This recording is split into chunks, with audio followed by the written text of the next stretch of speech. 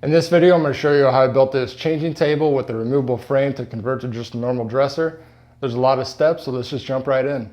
I started with a stack of rough sawn poplar that I got from my local hardwood dealer. It had been drying in my shop for a while and was down to a great moisture level to get started. I measured and laid out most of my cuts and then started breaking the boards down to the rough dimension.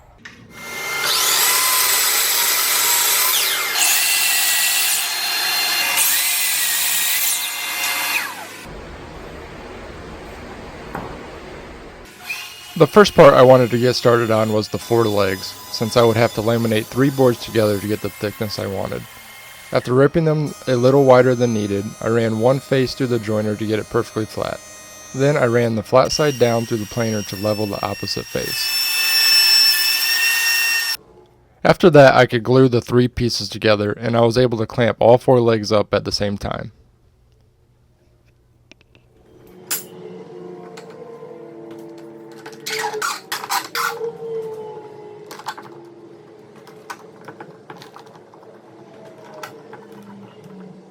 While the legs were drying, I started milling up the rest of my pieces. If you don't have all these tools, you could of course just buy pre-dimensioned lumber.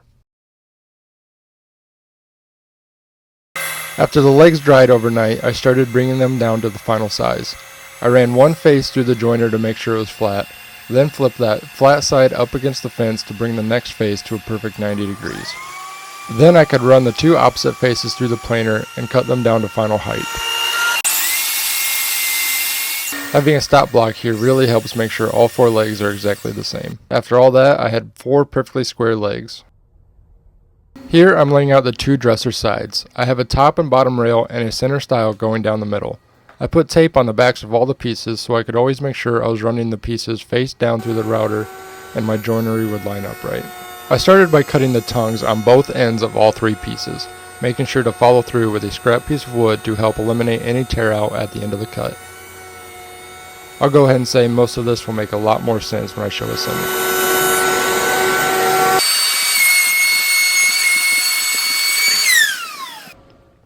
After all the tongues were cut, I could swap out the router bit for a groove cutter. The inside edges of the top and bottom rails and both sides of the center stile got these grooves.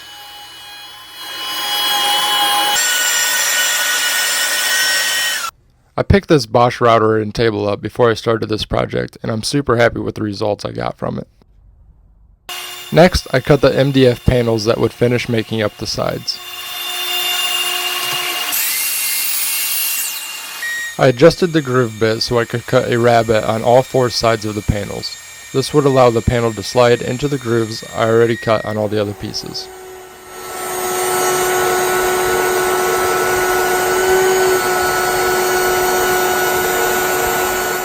The last step at the router table was cutting the grooves on all the legs. For this I used a 1/4 inch straight bit, and since I didn't want the groove to run all the way through at the bottom of the leg, I measured and made a mark on my router fence where I wanted the cut to end so I could stop and lift off the piece.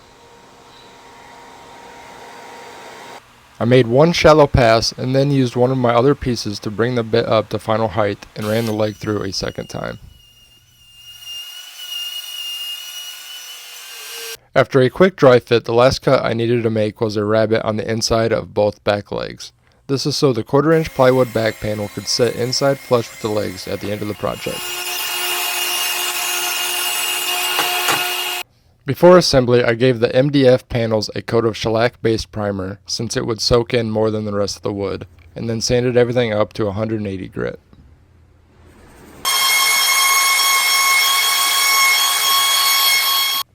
As I'm gluing and assembling, hopefully all those tongues and grooves I was cutting make a lot more sense now.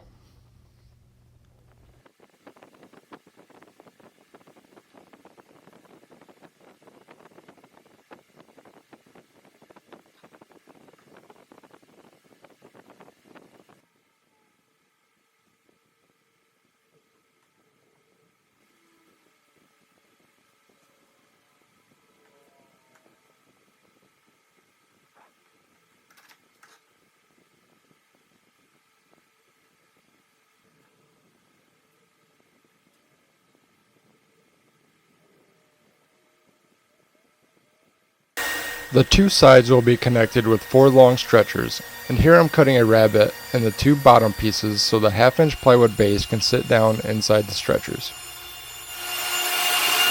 To connect the stretchers to the legs and for all the drawer dividers, I drilled pocket holes on each end. To assemble, I first clamped a 3 3/4-inch spacer to the inside face of the leg so the front stretcher would have the same spacing from the ground as the bottom rail of the side. I also clamped a 1/4-inch piece on the front of the stretcher that I held flush with the leg, so after it was removed the leg would stick out proud of the stretcher with a nice 1/4-inch reveal.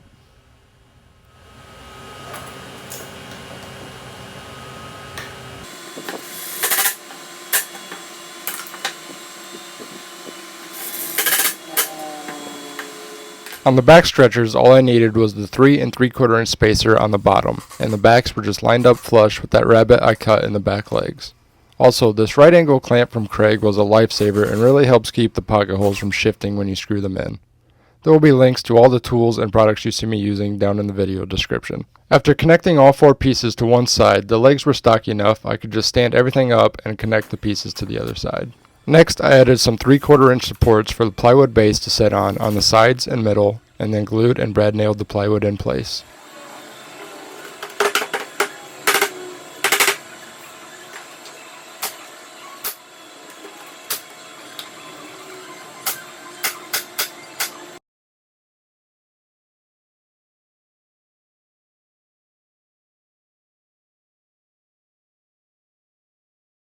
After that, I could start adding all the drawer dividers, making some spacers the exact size I needed for the drawer opening that I could keep moving around, and clamping really helped make sure all the pieces were square and evenly spaced.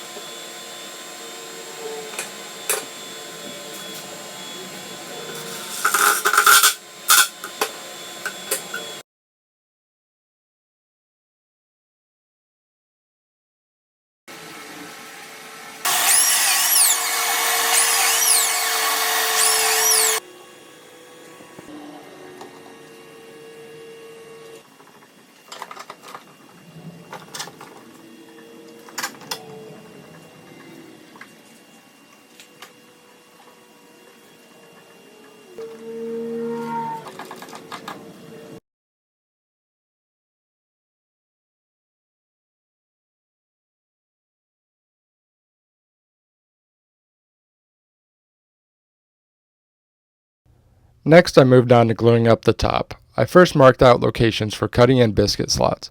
Biscuits aren't necessary and don't help structurally. I just wanted to keep the top as thick as possible, so the biscuits really helped keep it all aligned during glue up, so I wouldn't have to plane or sand a lot at the end.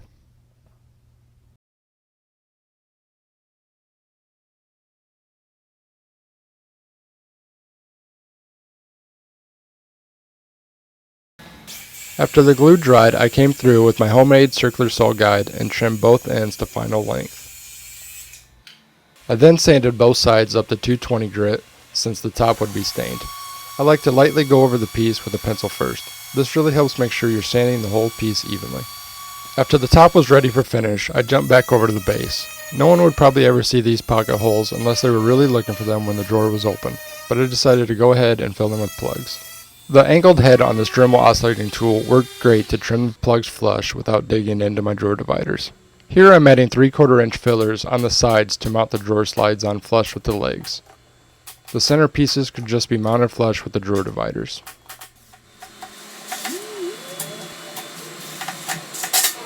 Next, I cut the 2 drawer sides to length from 3/4-inch plywood. And since plywood is never truly 3/4 of an inch, I set the sides in place to get the actual measurement needed for the fronts and backs, also subtracting an inch for each drawer slide, and then made all my cuts.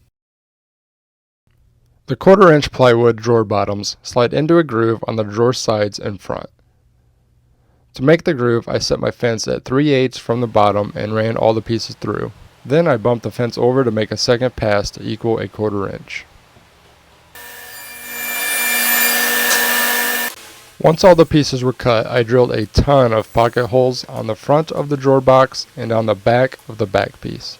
So after I added the false drawer front, all the holes would be covered and there wouldn't be any inside the drawer.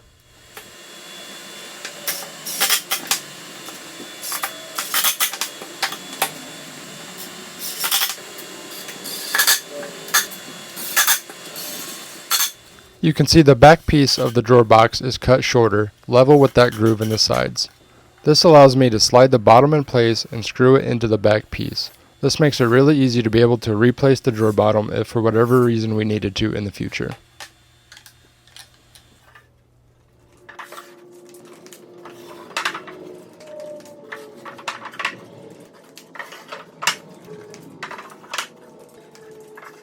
The last piece to build was the changing pad frame on top. I laid out all my miters so they were perfectly lined up and firmly pressed them onto a couple pieces of tape. Then I could add glue and fold the frame together. This tape works really good at holding the miters tight and no more clamps were even needed. Typically just gluing these anti-grain miters isn't a very strong joint and I was going to reinforce them with dowels, but I tried pretty darn hard to break them apart and couldn't. And really this is the one piece we don't need to last forever, so I called it good as is. Before finishing, I went ahead and used the biscuit cutter to cut slots for tabletop fasteners. When working with solid wood, you need to account for seasonal wood movement, and these work great at allowing the top to expand and contract as needed. I also drilled holes for the drawer pulls before painting. I just found center of one of the fronts and then used a brad point drill bit to copy it on the other pieces and finished drilling them at the drill press. Before staining the top, I wiped on some pre-stained wood conditioner to help with any blotchiness in the stain. It also raises the grain so you can quickly sand it back down with 220 grit, and then when you add the water-based stain, it stays perfectly smooth. I completely failed at videoing the top, but I used this tentable Minwax stain in the color Coastal Gray, and we love how it turned out. On the base, I started with a coat of the same Bend primer. I'm using my Earlex 5500 sprayer, and if you're in the market for one, I highly recommend it. It's about $300, but it's so much nicer than the cheaper sprayers I've been using.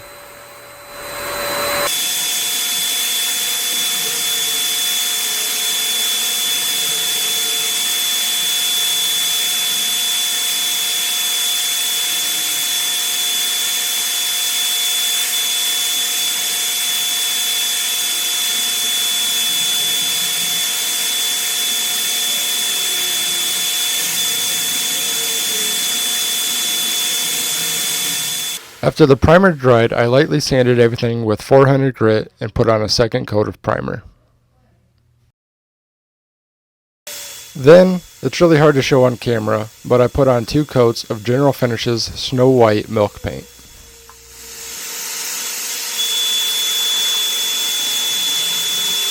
After the stain fully dried on the top, I put on 3 coats of General Finishes High Performance Satin, lightly sanding in between coats. And man, once again, it turned out so nice and smooth.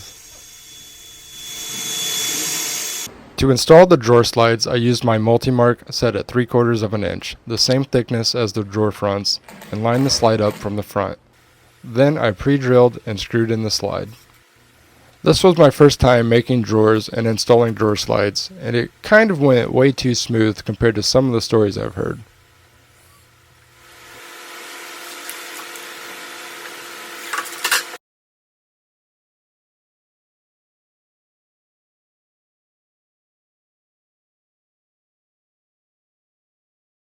To install the drawers to the slides, I first put in some 1/4 inch plywood spacers to lift the box up off the bottom and drawer dividers.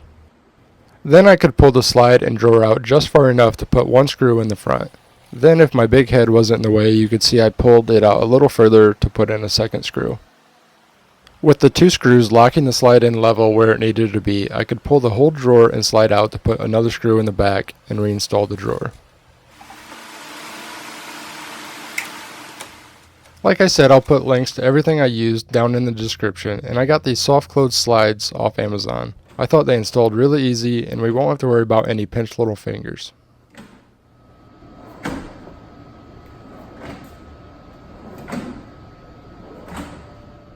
To install the false drawer fronts, I used a card trick. You set the front in place and fill the top gap with cards. Then split those cards in half and set them under each bottom corner. Then simply do the same thing by filling up one side and taking them out and putting half on each side. It's a foolproof way to get perfect spacing all the way around.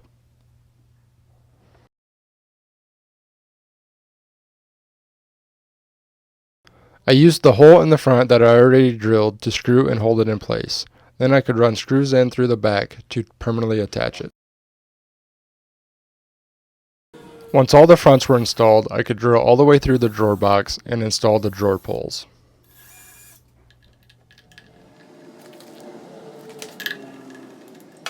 Then I placed the top on and made sure it was evenly spaced on the sides and front, and the back sat flush with the back legs.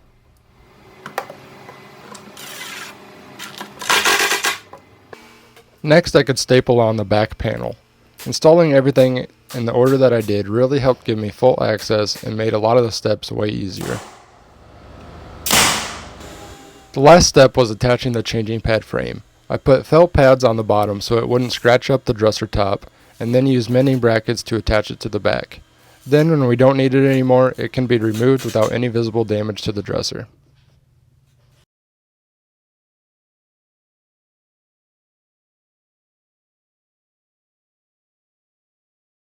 Alright, thanks for watching. Hopefully you enjoyed the process and maybe learned some tips along the way.